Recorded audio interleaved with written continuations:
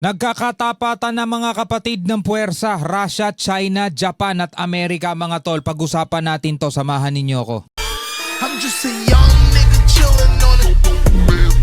First time I seen ice was a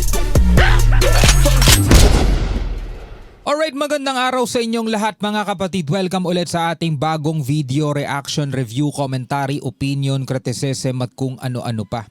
So ngayon mga tol, nagpamalas ng lakas ang Amerika at Japan, no? Dito sa Sea of Japan sa pamamagitan ng B-52 bombers at Japanese F-35 at F-15 fighter jets.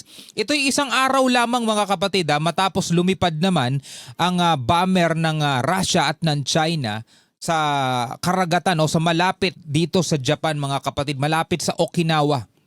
So ngayon, eto naman, Japan at Amerika naman ngayon ang nagpapakita ng puwersa. So samahan ninyo ako mga tol. Alamin natin ang buong detalye dito at pag-usapan natin yan. Bago natin to simulan, syempre wag niyong kalimutan mag-subscribe. Click nyo na rin ang notification bell para ma-notify kayo whenever na may mga bago tayong reaction video tulad nito. At kung ikaw naman ay nanonood sa ating FB page, yan, wag niyong kalimutan mag-follow and like. Nasa 169,000 na po tayo. Maraming salamat sa ating mga bagong followers. So ang ginagawa natin mga tol, sa mga hindi nakakaalam, ang tawag dito, commentary video, reaction video mga tol. Hindi ako ang magbabalita. Kung nakikita niyo naman, meron tayong pinapanood na balita sa gilid. Tayo ay magre-react lamang sa ating mga napapakinggan at magbibigay ng pag-aanalisa, opinion sa mga balitang pinag-uusapan ngayon. Alright? So para malinaw sa inyong lahat yan, hindi po ako ang nagbabalita. No? Tayo'y sabay-sabay manonood ng balita. Okay, so wag na nating patagalin pa. Panoorin na natin to mga tol. Nagpamalas ng lakas militar ang Estados Unidos at Japan matapos lumipad sa Sea of Japan ang dalawang US B-52 nuclear-capable bombers kasamang Japanese F-35 at F-15 fighter jets. So silang dalawa ngayon ang lumipad. Kahapon mga tol, Russia at saka China. No, yun ang ating pinag-uusapan kahapon. Russia at China nagpamalas ng puwersa dito sa Japan. Actually, yung China nga mga tol inaakusahan ng Japan na sinisindak daw sila ng kanilang military, ng military ng Japan. No? Sinisindak daw etong China. Ayon sa Japanese Defense Ministry, muli nilang pinagtibay ang kanilang kagustuhang pigilan ang anumang pagtatangka ng baguhin ng status quo sa rehiyon sa pamamagitan ng puwersa. Kanila rin kinumpirma ang kahandaan ng SDF at US forces kung magkaroon man ng higit pang tensyon. Isinagawa ng Japan at Estados Unidos ang kanilang air drills matapos ang military exercises ng China sa nasabing rehiyon noong nakaraang linggo. Sinundan pa ito ng joint flight ng Chinese at Russian bombers at carrier drills ng China na nagudyok sa Japan na agad magpadala ng fighter jets. Yan na nga, no? Yung pinag-usapan natin kahapon. Hindi naman nagpatinag ang China dahil ayon sa Japan, tinutukan umano ang kanilang fighter jets ng radar beams ng Beijing. So sa mga hindi nakakaalam, no, nagkakainitan po ngayon ang Japan at saka ang China. Ito'y nag-ugat no nung nagbigay ng pahayag itong Prime Minister ng Japan, itong si Sanae Takaichi, na sabing ganon mga tol, kung sakasakali nga atakihin ng China ang Taiwan, baka daw mapilitan ng Japan na pakilusin o immobilize yung kanilang hukbo, which is yun ay hindi nagustuhan ng China. At nagdedemand nga sila ngayon sa Japan na bawiin nila ang kanilang sinabi. Marami silang mga ginawa mga tol. May mga pahayag pa sila na ang Japan daw ay magsasuffer sa crushing defeat, sabing ganoon mga tol. Ang daming ginawa ng China. Pinagbawalan yung kanilang mga citizen na pumunta ng Japan. Binawasan yung mga flight papuntang Japan, tapos pinutol nila yung pag-angkat ng mga seafood mula sa Japan. Ganon sila kasensitibo mga tol kasi pag pinag-uusapan ng Taiwan, kasi para sa kanila yun ay internal problems nila at wala dapat nangingialam doon. So ngayon ito ay balita rin no, sa iba't ibang syempre sa ibang bansa to Ito mula naman to sa report mula rito sa WION. US-Japan B-52 nuclear bombers join Japanese F-35, F-15 fighter jets. So panoorin natin to para mas malawak pa yung detalye na ating matunghayan. Over the Sea of Japan, U.S. nuclear-capable bombers joined Japanese fighter jets in a show of force. The drills, featuring deadly B-52 bombers and stealth fighter jets, have pushed the region on the edge. Beijing says the drills with Russia are routine, but with tensions flaring up, it's East Asia turning into a new theater of war. That's the So sabi ng China, yung ginawa daw nila joint patrol sa Russia Routine daw yon. So normal daw nilang ginagawa yon. Pero kapag Japan at saka Amerika na ang gumawa mga tol, nagre-react na sila. No? Yun yung sinasabi ko sa inyo kahapon kung nakakapanood kayo ng reaction video natin kahapon. Kapag halimbawa ang Pilipinas nagsasagawa ng joint patrol kasama ibang bansa, provocation. Kapag nagsasagawa tayo ng multilateral cooperation activity sa karagatan, provocation. Pero kapag sila, routine patrol. Yan ang tawag nila doon. Normal na ginagawa nila. No? Yan ang matindi sa kanila kasi mga kapatid. Walang ibang bansa para sa kanila, sila lang at saka yung mga kaalyado nila. Tuloy natin. Question many are asking. And our next report tells you more. Take a look. Ito yung mga nuclear bomber to, B-52 eh.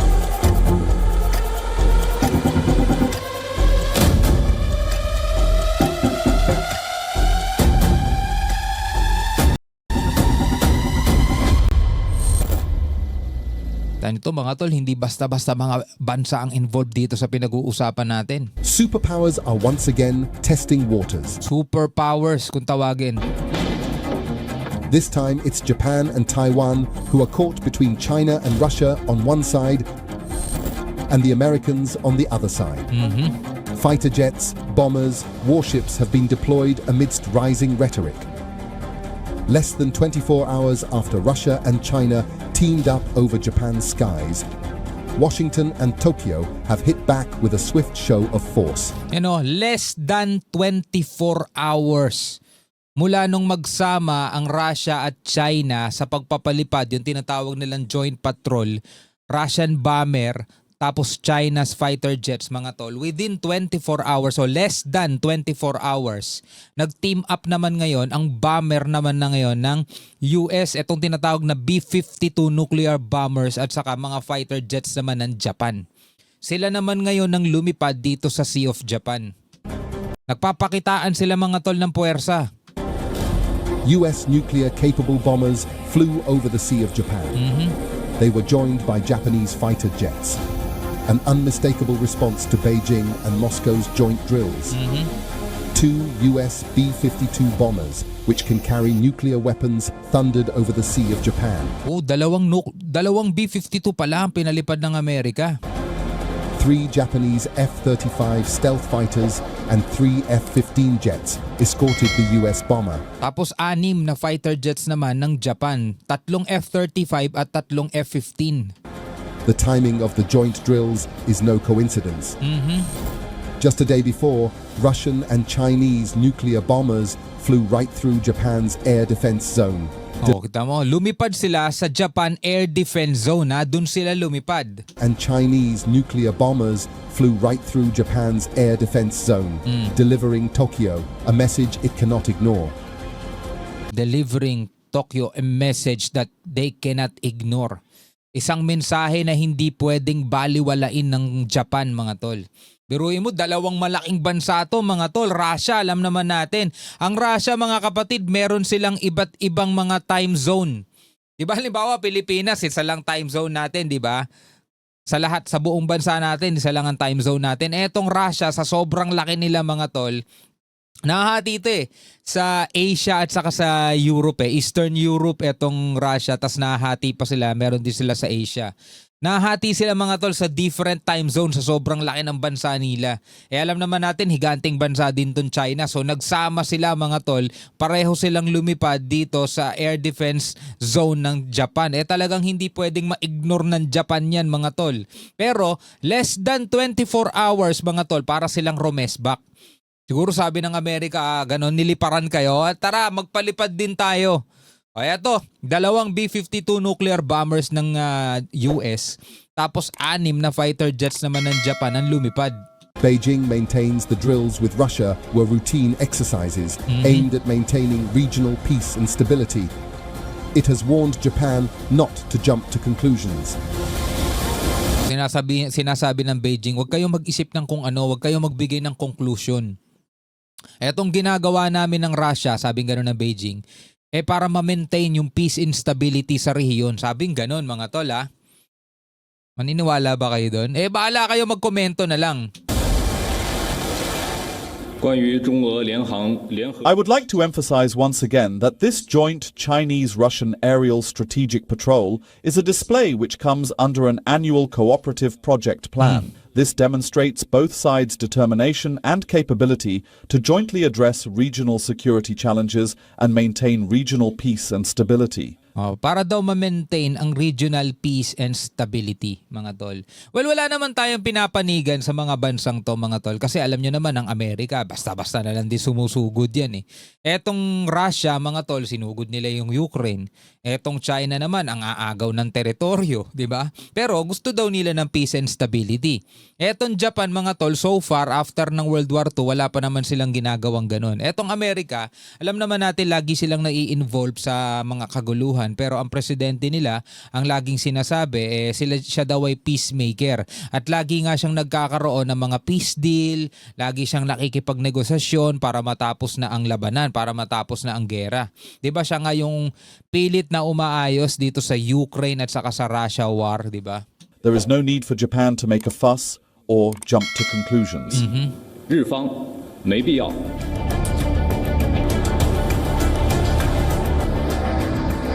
East Asia is now on the edge.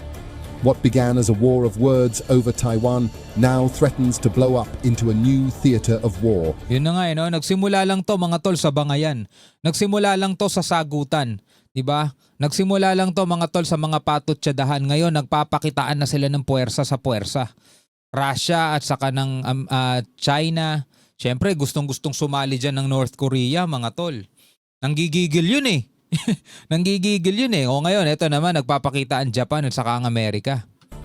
Geopolitical tensions have flared up in the region after Japanese PM's remarks over military intervention in Taiwan. Beijing has since been on the offensive. Earlier this week, Japan accused China of locking radars at Japanese military aircraft, but Beijing disputes the charge. It has also sent its aircraft carrier via Japan's Miyako Strait.